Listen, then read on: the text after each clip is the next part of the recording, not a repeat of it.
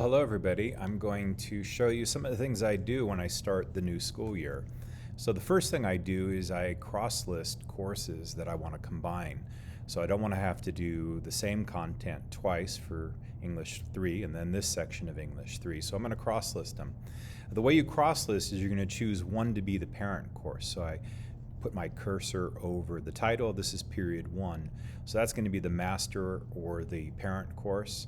And then I'm going to go to the child, which is going to be period 2. So I'm going to click on the course. So this is my English 3 period 2 course. I'm going to scroll all the way down to settings and click on settings.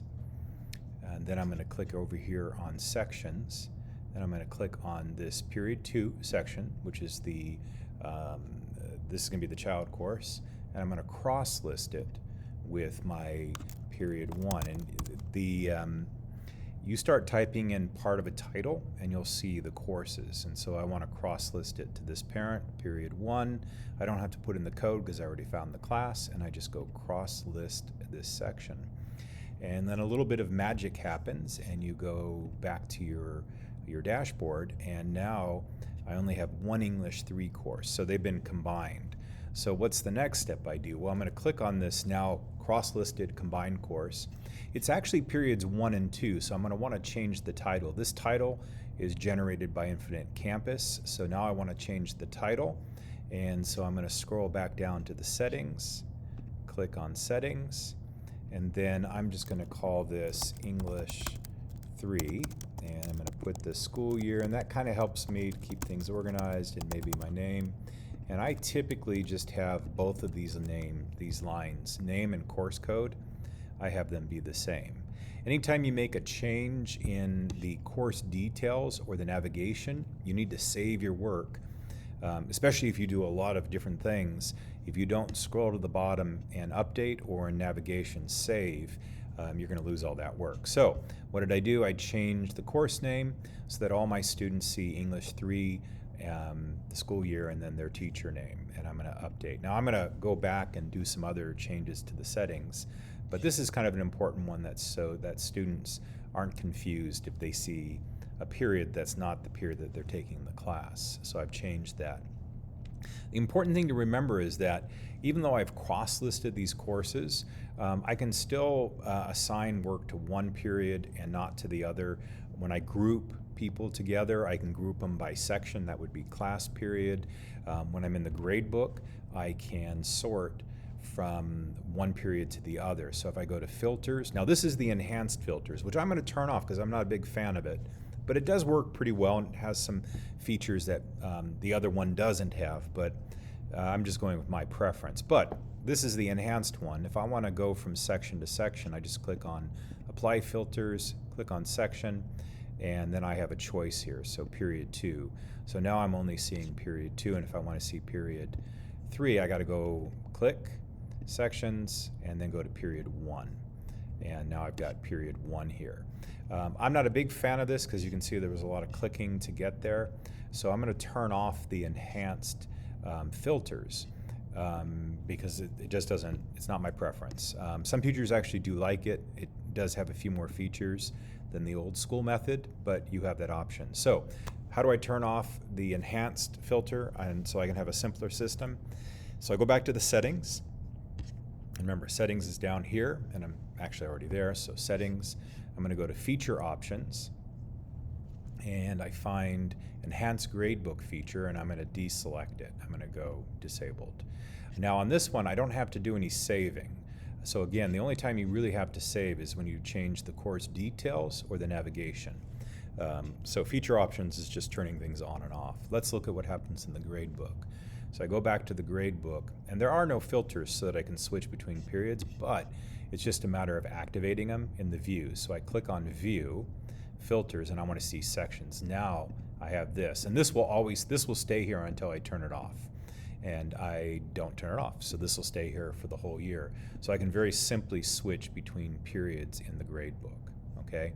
And then some other things, I like to have the notes section so that I can type notes here. I'm just gonna mash on the keys there. And these are simple notes, they're not very long. but sometimes it's nice to have a simple note there.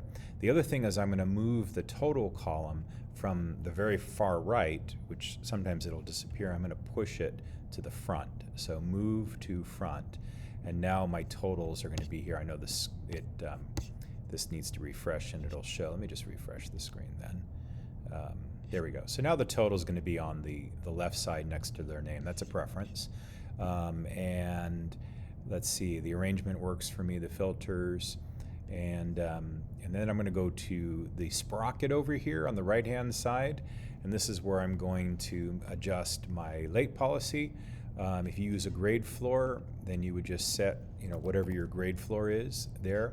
If you don't use a grade floor, then you can set it for 0. And by doing this, if they don't turn in a submission as an assignment, it'll automatically apply to whatever you set it for.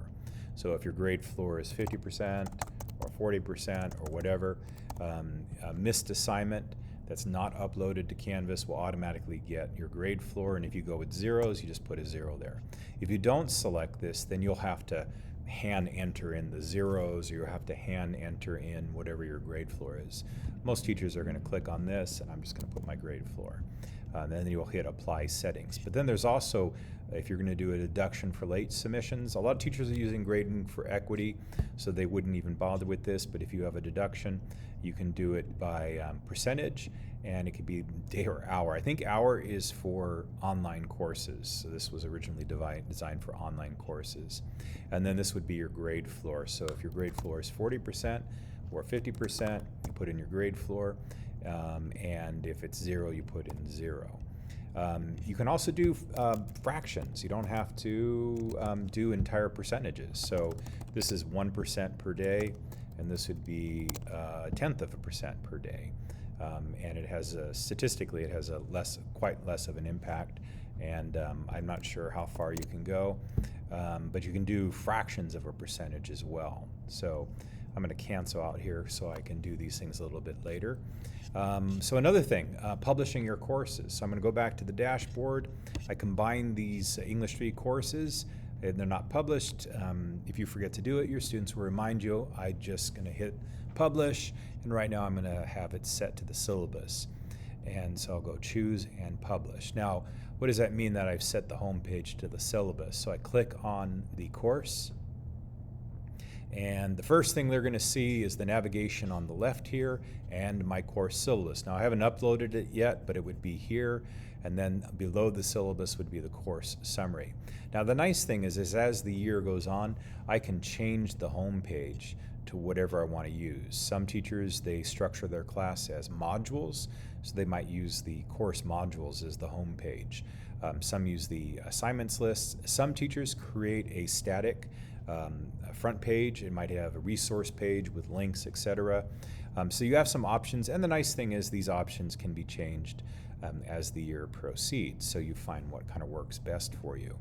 Another thing that you probably want to do is reorganize this navigation on the left-hand side, and I'll show you how to do that very quickly. Again, this is done in the settings, which is at the very bottom here. So you click on the settings, and then you go to navigation. Now the important thing is that you save your work when you're done. It's all the way at the bottom here, because you might spend a little bit of time doing this, and you're going to be very frustrated if you just click away from it without saving. So remember to save it. The general rule is to try to keep this navigation list on the left side. This is what the students see, to keep it as small as possible. There's a lot of stuff here that the students don't need to see. You'll have to decide what things that students need to see and what they don't need to see.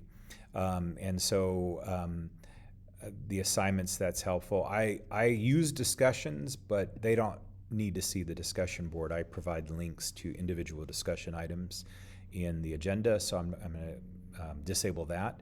It's not disabled for you. You can see, for example, that means the students can't see pages, but you can. So that's what that means. Now, there are a few exceptions that we've discovered. For example, the lockdown browser, if you disable it, not only do your students not see it, but you don't see it. I think this is an external tool, which is maybe why it functions that way. So I'm going to leave it, but the nice thing is the students actually don't see it anyway. And I think my experience with new analytics is the same thing, that if I disable it here, the student, I can't see it. So a little bit of trial and error here, but I'm gonna just go real quick. So one way to disable is to just disable. Unless it's just to disable it here. The other way is to drag it. That's a lot of work, but drag it down into the disabled items to the below. And I'm just gonna keep disabling things until I use outcomes, but my students don't typically need to see it. Rubrics, I'm gonna disable it for now, but I might activate it a little bit later on in the semester. So again, you can add things as students become more familiar.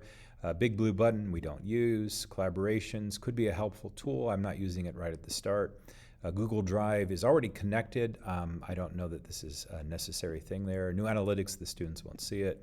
And I just kind of go through this process of removing things that my students don't need for this particular class. And if I decide at some later point that I feel they need it, then I will just add it in. So I'm just very quickly deleting, or not deleting, I'm just deactivating things.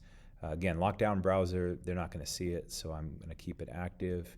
The Grade Guardian, they're not going to see it, so I'll keep it active. And the grade sync, I could keep this active. I don't bother with the grade sync. So now I've got very simplified navigation here. You'll notice though it hasn't changed, and that is because I haven't clicked save. So remember to click save. So I just clicked save, and you still see it here, but it's just a matter of refreshing the page. And now these are all the things that I can see, but my students can't see. And if there's no eyeball here, if there's no crossed out eyeball here, they can see it. But you can always go into the student view over here in the upper right. So click on student view, and this is what students will see. And you'll notice that Grade Guardian and Lockdown Browser, they couldn't see those anyway. And the reason they can't see announcements and some of these other things is because there are no announcements. So they won't see the announcements link until you create an announcement. So let me leave the student view here. So these are some very basic things that I do at the start, and then I start the grade book. Let's review that real quick. And the important thing is to set your policies here and your grade posting policy. Most teachers go with the default, which is automatically post grades, and there's a little description here so you can see what that's all about. The other thing that you're going to want to do is your assignments. And, I deselected that. I'm going to have to add that back to the navigation because I do want my students to see that.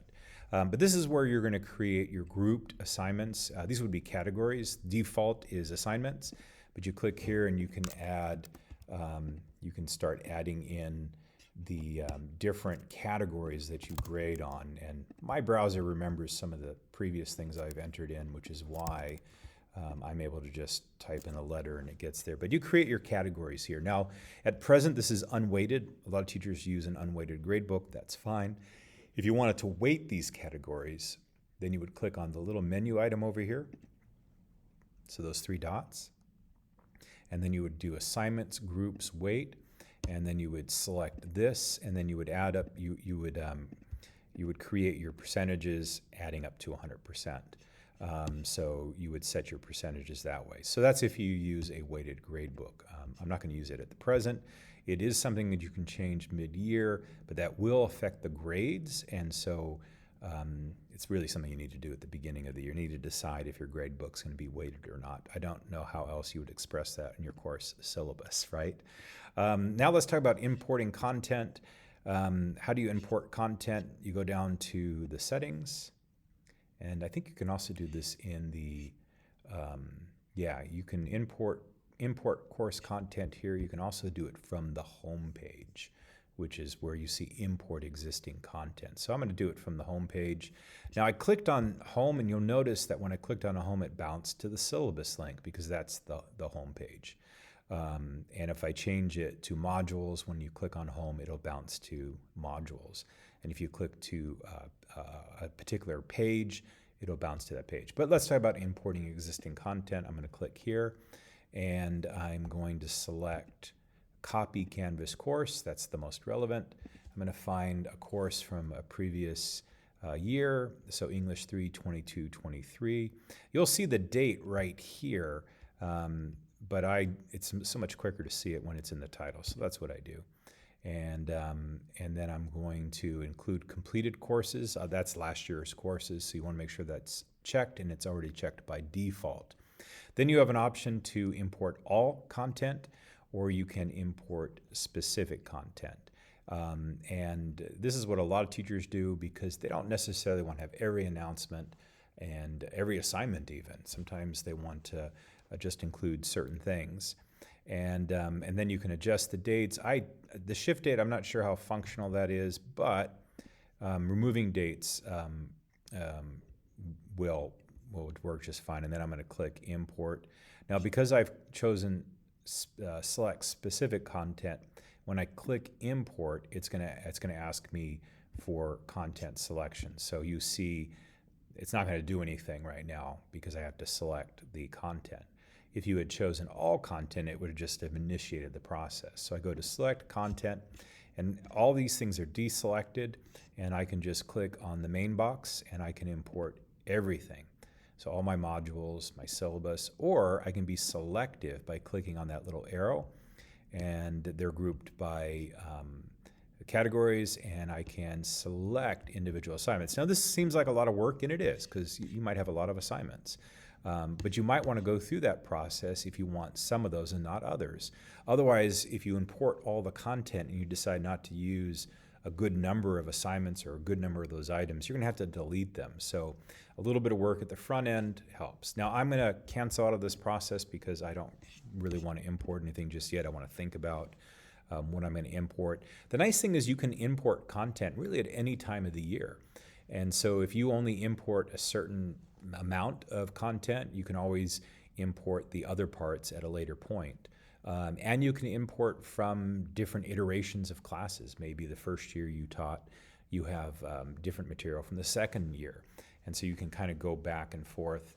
It's a really great tool for copying over information. So this import existing content is, I know that it says right here, copy a Canvas course, but when you choose select specific content, now it becomes more of a tool just for moving batches of information or batches of assignments. So it's a pretty reasonable feature there. There's obviously a lot of things that we can do. This is already at about 17 minutes. And I do post videos on my channel, and I do answer emails. We have our software implementation team, which is answering questions. Each site has somebody that can help and guide you. And the district does offer periodic trainings on Canvas, so just keep your eyes and ears peeled for any of those announcements. But these are some of the things I do at the very beginning of the semester, and you definitely want to put in some work at the front end. The main thing I will say is definitely cross-list your courses. You really can't cross-list once you've started adding content, because when you cross-list, you remove detail from the child classes, and that includes grades. You could always just download all the grades and then hand enter them again, but that's a lot of work, and there's a danger that something could get lost. So cross-listing is something you do at the beginning of the semester, and it's highly recommended because, like, for example, if I don't cross-list these 3 English 1 sections, then each assignment I have to create 3 times. And, after a week, maybe it's not such a big deal, but after 2 weeks, after 2 months, after 5 months, that becomes a really big deal. And so you want to think that process out first. I don't know what the future goal will be for Canvas, but there was an option to have them pre-cross-listed. That might be something we do moving forward, but right now that's what we have. Anyway, so this is just a walkthrough video of some things that I do, just preparing for the new year. There's obviously a lot more that I'm going to do to prepare a class, but these are some of the basic things that I do at the very beginning.